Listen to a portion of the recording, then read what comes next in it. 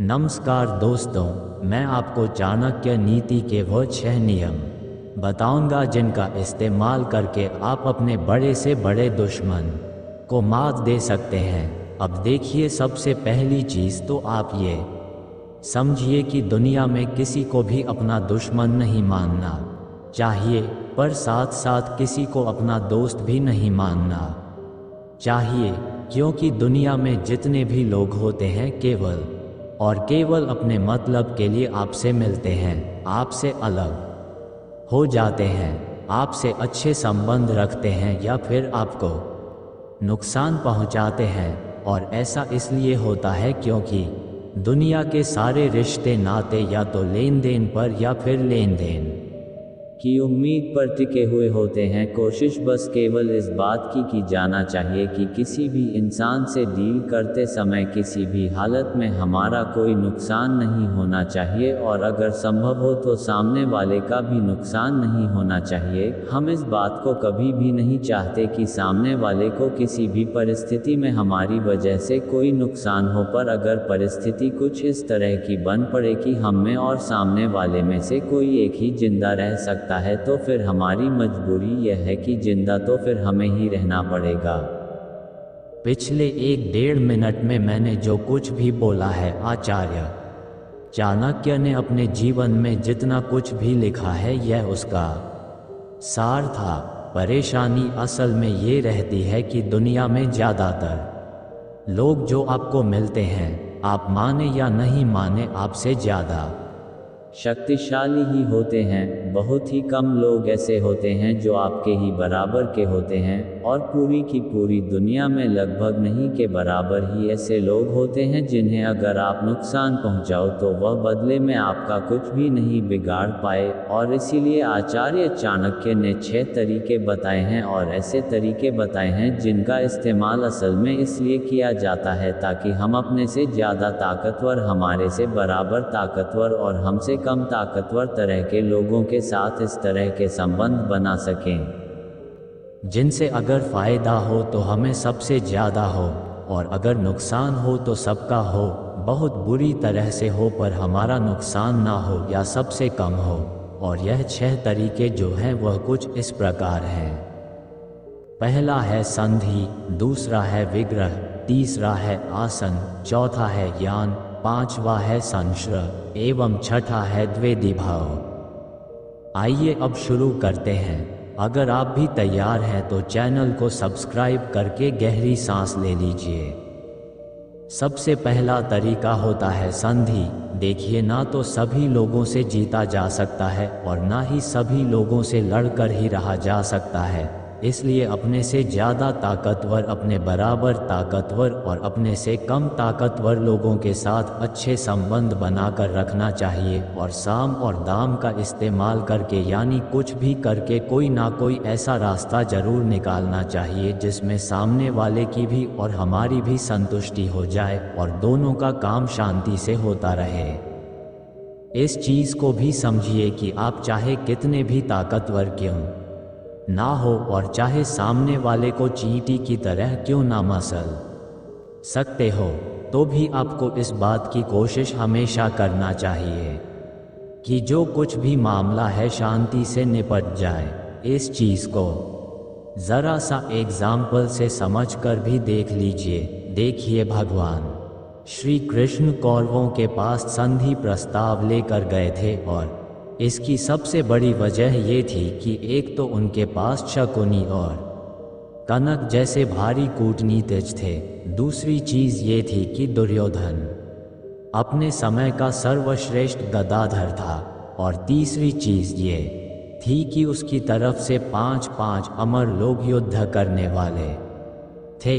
एक तो हो गए भीष्म पितामह जिन्हें इच्छा मृत्यु का वरदान है, दूसरे और तीसरे हो गए कृपाचार्य और अश्वत्थामा जिनका युद्ध विद्या में उनका कोई सानी नहीं है और जो दोनों के दोनों अमर हैं। चौथे हो गए द्रोणाचार्य जिनको वरदान है कि जब तक खुद अपनी इच्छा से शत्रुओं का त्याग नहीं कर देते तब तक ना तो उन्हें हराया जा सकता है ना ही मारा जा सकता है। और 5 और आखिरी हो गए महाराज कर्ण जिनके कवच की वजह से वह अभेद्य और अजय है, और पांडव की तरफ से इस लेवल का केवल एक ही मराठी था, और वह थे महाराज अर्जुन। और सोने पर सुहागा ये कि कौरवों की सेना जो थी वह पांडवों की सेना से बहुत ही ज़्यादा थी। अब आइए दूसरी चीज़ समझ लीजिए। दूसरी चीज़ होती है विग्रह। अगर दो या दो से ज़्यादा लोग साथ में मिलकर काम करें और हमारे विरुद्ध काम करें, और आप अगर अकेले हैं तो वह आप पर भारी पड़ेंगे और इनको नुकसान पहुंचाने के लिए असल में ये किया जाता है कि उन लोगों में आपस में फूट पैदा कर दी जाती है, या फिर हमारा कंप्यूटर या फिर हमारा दुश्मन जिस चीज़ के दम पर उछल रहा होता है उस चीज़ को हटा दिया जाता है। इस चीज़ को एक एग्जाम्पल से समझकर भी देखनी चाहिए। देखिए, दुर्योधन की सबसे बड़ी शक्ति महाराज कर्ण थे, और महाराज कर्ण की सबसे बड़ी शक्ति उनका कवच था। युद्ध को जीतने के लिए महाराज कर्ण को रास्ते से हटाना बहुत जरूरी था, और इसके लिए सबसे पहले लगाई गई सामनी थी कि तुम महारानी कुंती के पुत्र हो, पांडव तुम्हारे भाई हैं, युद्ध मत करो। फिर लगाई दामनीति की भाई तुम्हारी सबसे बड़ी परेशानी यह है कि तुम्हें समाज में सम्मान नहीं मिला, सम्मान भी लो और हस्तिनापुर का राज्य भी लो, युद्ध मत करो। जब वह नहीं माने तो फिर लगाए भेद नीति, और महारानी कुंती को भेजकर वचन लिया कि अर्जुन के अलावा किसी भी पांडव को नहीं मारोगे, और देवराज इंद्र को भेजकर कवच ले लिया, और बदले में जो दिव्यास्त्र मिला था उसे घटोत्कच पर बेकार करवा दिया। यानी महाराज कर्ण की सबसे बड़ी शक्ति जिस वजह से थी वह वजह खत्म हो गई, तो महाराज कर्ण भी खत्म हो गए। और महाराज कर्ण जब खत्म हो गए तो दुर्योधन जिसकी वजह से सबसे ज़्यादा उछल रहा था वह वजह भी खत्म हो गई। अब आ जाए तीसरी नीति पर। तीसरी नीति होती है आसन। अब आसन बहुत खतरनाक नीति है जिसको हम तभी समझेंगे जब आप इस वीडियो को लाइक करेंगे और चैनल सब्सक्राइब करेंगे। अब कर दिया हो तो आइए समझे आसान नीति। आसन में असल में ये किया जाता है कि अगर हमारा दुश्मन हमसे बहुत ही ज़्यादा शक्तिशाली है तो फिर पहले अपनी शक्तियों को चढ़ाया जाता है, और इस बात का इंतज़ार किया जाता है कि दुश्मन जो है वो कोई गलती करे, किसी परेशानी में पड़े, या फिर कोई दूसरा दुश्मन उसके ऊपर आक्रमण करे। और जब भी ऐसा होता है तब पूरी ताकत के साथ उसके ऊपर हमला कर दिया जाता है। इस चीज़ को ज़रा एग्जाम्पल से समझकर देखनी चाहिए। देखिए, होना तो असल में ये चाहिए था कि चीरहरण वाली बात होने के बाद पांडवों को सीधे सीधे कौरवों पर आक्रमण ही कर देना चाहिए था, पर अगर वह उसी वक्त आक्रमण कर देते तो ये दूसरे राज्य का हस्तिनापुर पर आक्रमण माना जाता, और भीष्म पितामह को निश्चित रूप से उन सभी को मारना पड़ता, और पांडव कुछ भी नहीं कर पाते। और केवल इसी वजह से ही पांडव चुपचाप वनवास चले गए, और अर्जुन से बोला गया भैया दिव्यास्त्र जुटाओ, और भीम से बोला गया भैया शक्ति बढ़ाओ। अब आ जाए चौथी नीति पर, और चौथी नीति होती है ज्ञान। और इसमें असल में ये किया जाता है कि सामने वाले के ऊपर हमला कर दिया जाता है और उसको हर तरह से ज़्यादा नुकसान पहुंचाने की कोशिश की जाती है। इस तरीके का इस्तेमाल केवल और केवल दो कंडीशन में ही किया जाता है। पहली कंडीशन ये होती है कि यह बात पूरी तरह से निश्चित होना चाहिए कि हमारे जीतने के चांसेस बहुत ही ज़्यादा हैं और जीत हमारी ही होगी।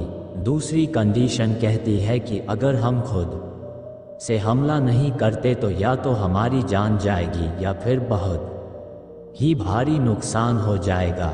इस चीज़ को भी समझिए कि इस तरीके का इस्तेमाल करने से हमेशा बचना चाहिए, क्योंकि किसी भी तरह की लड़ाई हो जितना नुकसान सामने वाले का होता है, लगभग उतना ही नुकसान हमारा भी होता है। अब देखिए, पहली कंडीशन तब पूरी हुई जब ये देखा गया कि भगवान कृष्ण भी हमारे साथ हैं और अर्जुन के पास सारे दिव्यास्त्र हैं, और दूसरी कंडीशन को फुल करने के लिए श्रीमद् भागवत गीता जी का उपदेश दिया गया, क्योंकि पांडवों को मारे बिना दुर्योधन बैठने वाला नहीं था और दोनों पक्षों का लगभग बराबर नुकसान ही होता है। इसको ऐसे समझकर देख लीजिए कि कौरव तो पूरे ही खत्म हो गए, पर पांडवों के पूरे बच्चे खत्म हो गए।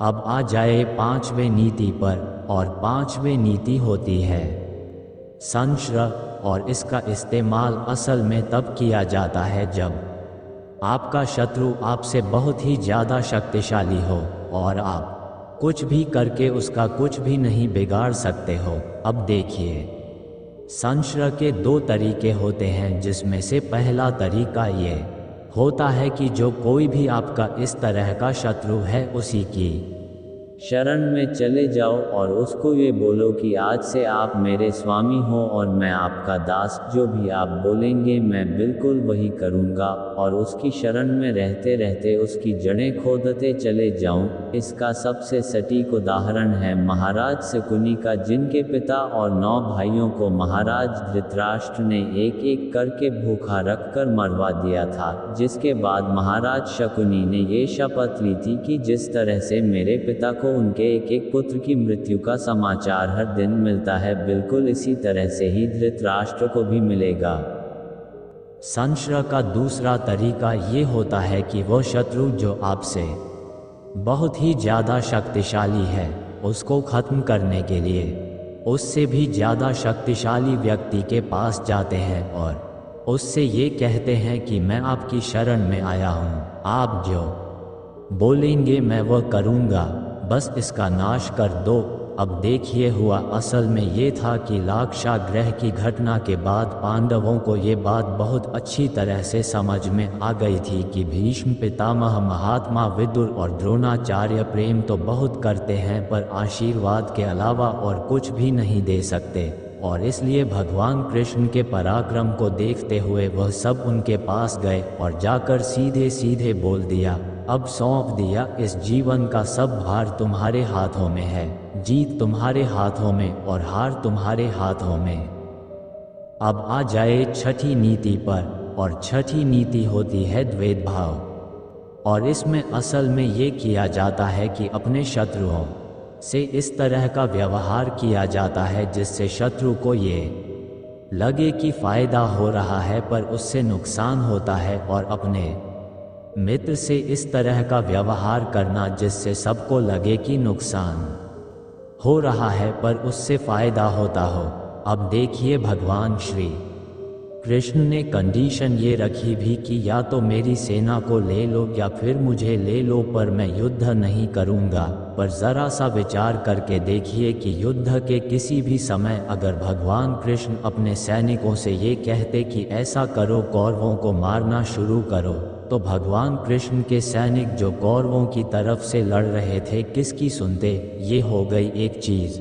अगर भगवान कृष्ण पांडवों की तरफ से नहीं होते तो भीष्म पितामह एक भी पांडव को मारे बिना केवल सेना को ही खत्म करके पांडवों को हरा देते।